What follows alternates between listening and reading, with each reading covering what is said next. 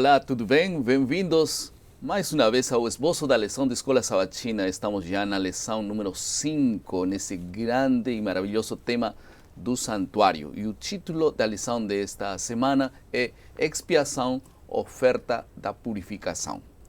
Estamos mais uma vez muito felizes de compartilhar esse comentário, esse esboço com o pastor Alberto Chin. Bem-vindo, pastor Alberto. Obrigado. Vamos começar com uma oração, então logo daremos sequência ao nosso esboço, por favor. Querido Pai que estás nos céus, mais uma vez em Tua presença, para estudarmos esse tema tão importante do santuário com ênfase na expiação.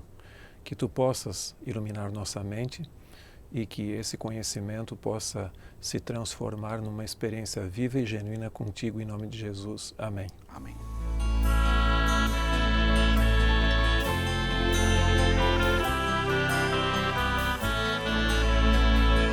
Já tomou alguma vez alguma multa de trânsito?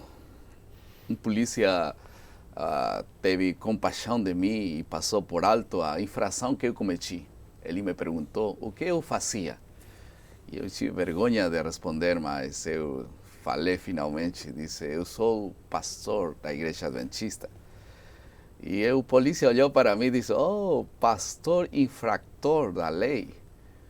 Depois ele devolveu a carteira para mim e disse para mim, como dizem vocês os pastores, vai e não peques mais.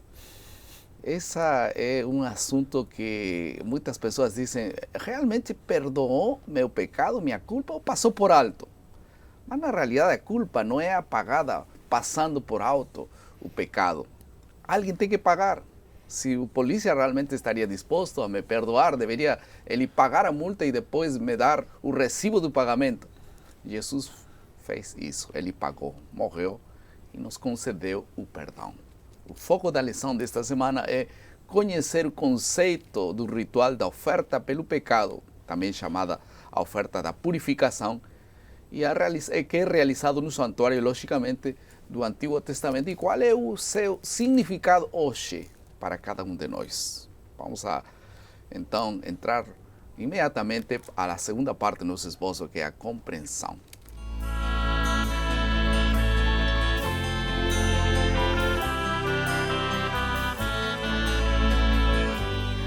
Pastor Chin, então vamos falar um pouquinho sobre esse tema. Vamos falar de 3 coisas pontuais acerca do pecado, porque se não sabemos que é realmente o pecado, não saberemos como é purificado o pecado. Em segundo lugar, vamos falar um pouco sobre a transferência do pecado e, finalmente, terminaremos falando do perdão.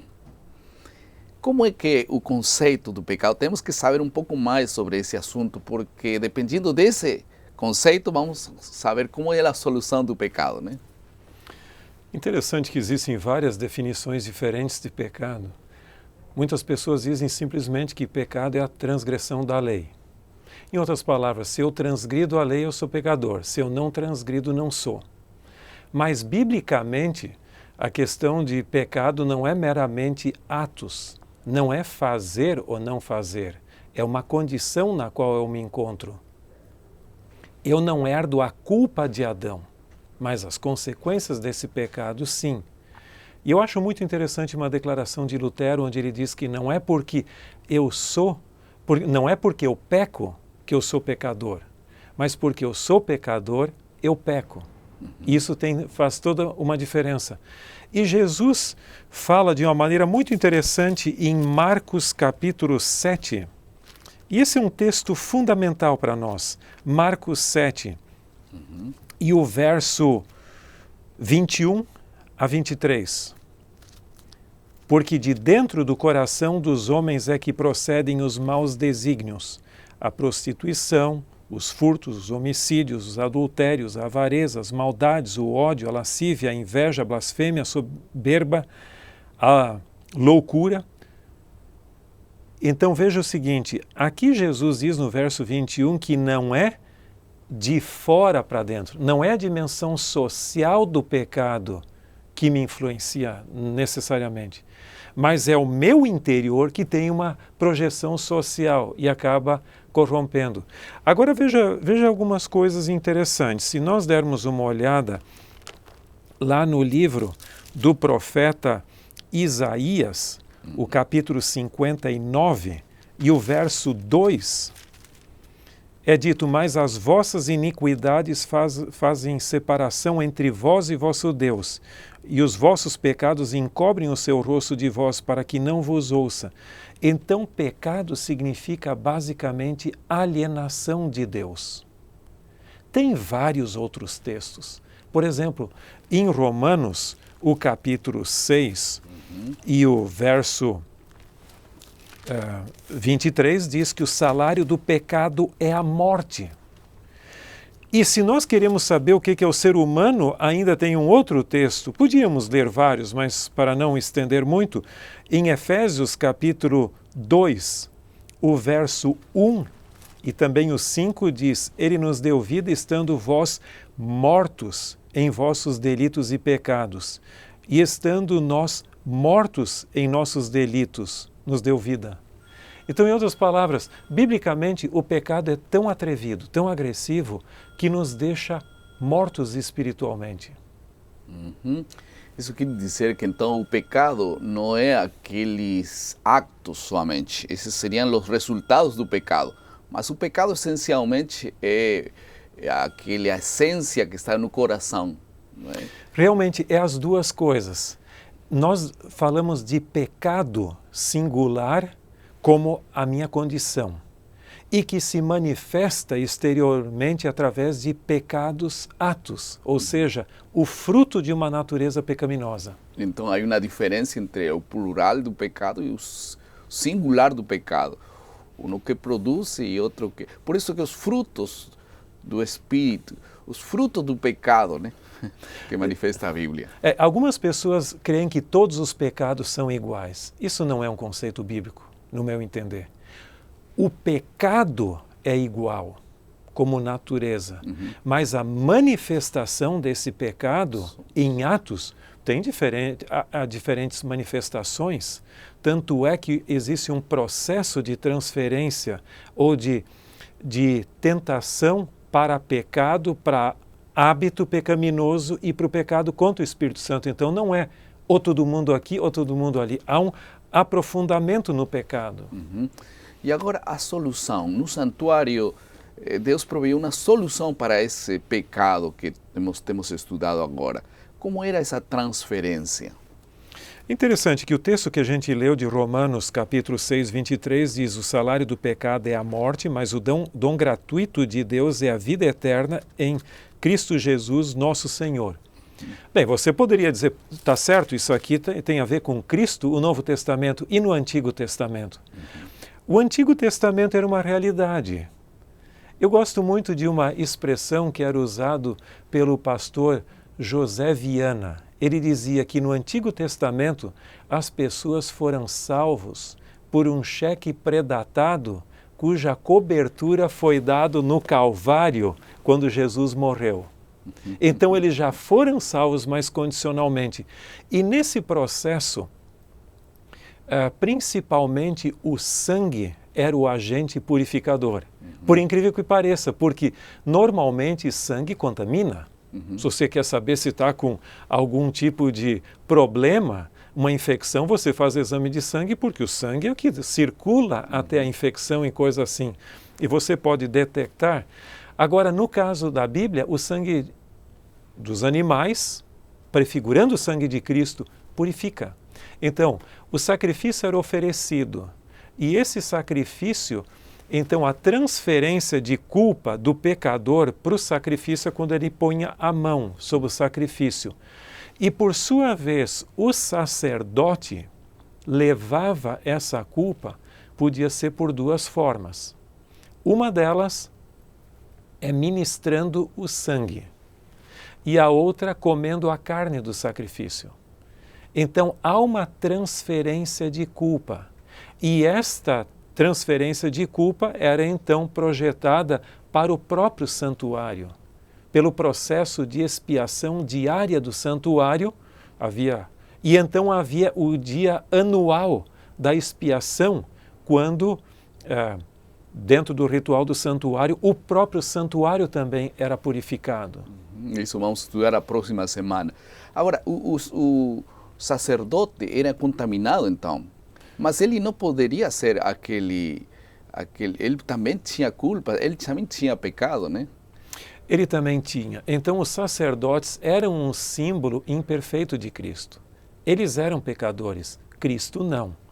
Mas esse ritual, que até a Bíblia fala que o santuário celestial precisa de purificação, isso você encontra, se tiver dúvidas, em Hebreus capítulo 9, verso 23.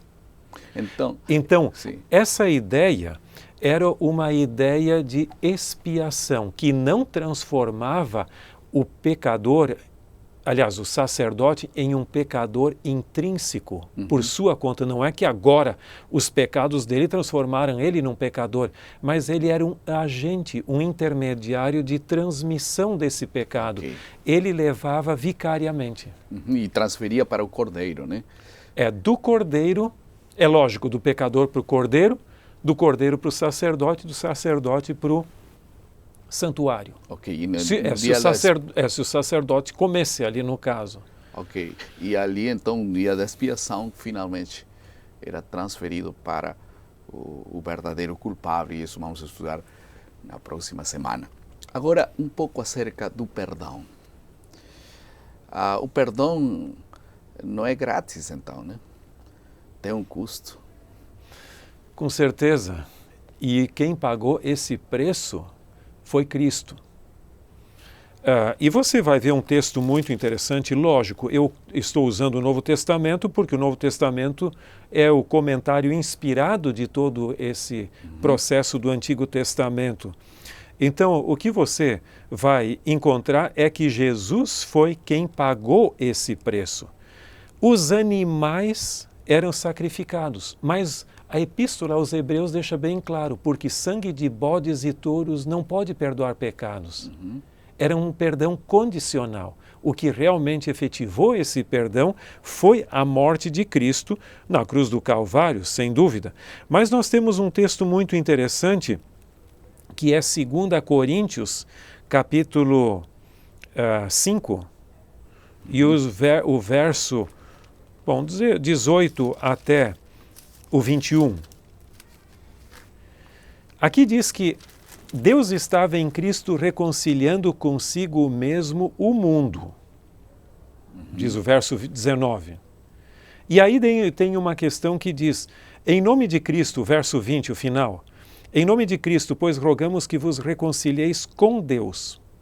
Então, essa reconciliação, esse perdão, tem uma dimensão universal. O sacrifício de Cristo não foi por algumas pessoas, foi pelo mundo, por todos. Mas nem todos vão se salvar. Não porque Deus predeterminou quem deveria se perder e quem deveria se salvar, mas simplesmente porque ali entra em cena o livre-arbítrio e eu posso aceitar esse sacrifício ou não. Por que Cristo ministra os méritos do seu sacrifício no céu? A cruz foi para todos, mas agora ele aplica para aqueles que o aceitam. E aí está, então, nós temos aqui o assunto do perdão como um alívio, não? Para nós. Os aflitos, bem-aventurados os que estão chorando. Talvez se aplique aos que choram o arrependimento e são aliviados com o perdão, não? Sabe que eu uma vez mencionei num sermão até que nós temos cerveja sem álcool, café descafeinado e pecado despecaminado. Se eu não tiver uma compreensão clara de que eu sou pecador indigno, eu não vou sentir necessidade de salvação. Então, o primeiro passo pela atuação do Espírito Santo, que até o texto bíblico Jesus fala sobre isso, que ele convencerá do pecado, da justiça e do juízo. Por que do pecado? Porque os sãos não precisam de médico. Então, não tem coisa melhor. A solução bíblica para o problema do pecado não é a transferência de culpa para outra pessoa, não é a sublimação, é realmente a confissão, arrependimento, confissão e sentir a bênção do perdão. Amém. Amém. E que bom é cada dia reconhecer essa nossa natureza e as consequências dessa natureza pecaminosa para ser limpos, perdoados e estar em paz com Deus. Vamos a passar à terceira parte do nosso esboço, que é a aplicação.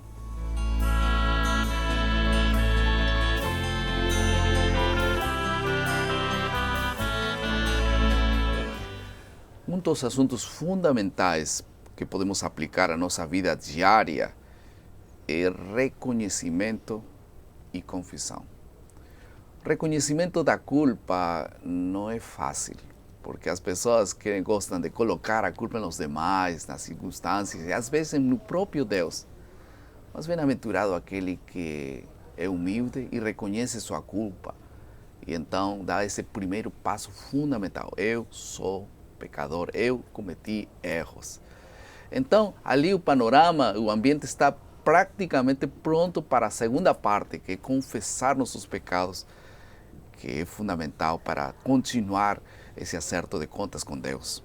Por que nós não fazemos e aplicamos isso para a nossa vida hoje? Não teremos que matar cordeiros, podemos simplesmente, aí na intimidade de cada um de nós, ter essa paz do perdão de Deus, reconhecendo, confessando, arrependendo-nos e colocando tudo nas mãos de Deus. Vamos à última parte do nosso esboço, que é a criatividade.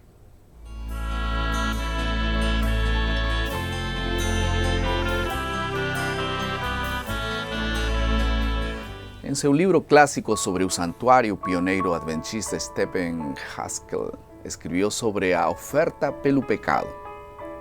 Em nenhum dos tipos, o adorador individual foi levado a um contato tão próximo com o ritual do santuário quanto na oferta pelo pecado. Nenhuma parte do culto religioso traz o adorador a um contato tão íntimo com o Senhor quanto o momento em que ele se ajoelha aos pés do Salvador, confessando seus pecados e reconhecendo a força da promessa. É então que o pecador arrependido toca a orla do manto do Mestre e recebe seu poder de cura na alma. Que alívio, que bênção! Podemos nós, ali onde estamos, inclinar-nos perante Deus e dizer: Senhor, eu quero tocar a orla de seu manto, eu quero receber o perdão, eu quero ter paz com Deus. Mas precisamos reconhecer nossa culpa. Vamos orar? Querido Pai, muito obrigado, Senhor, por a promessa do perdão, porque o Senhor já fez tudo o que nós precisamos para encontrar a paz e a salvação.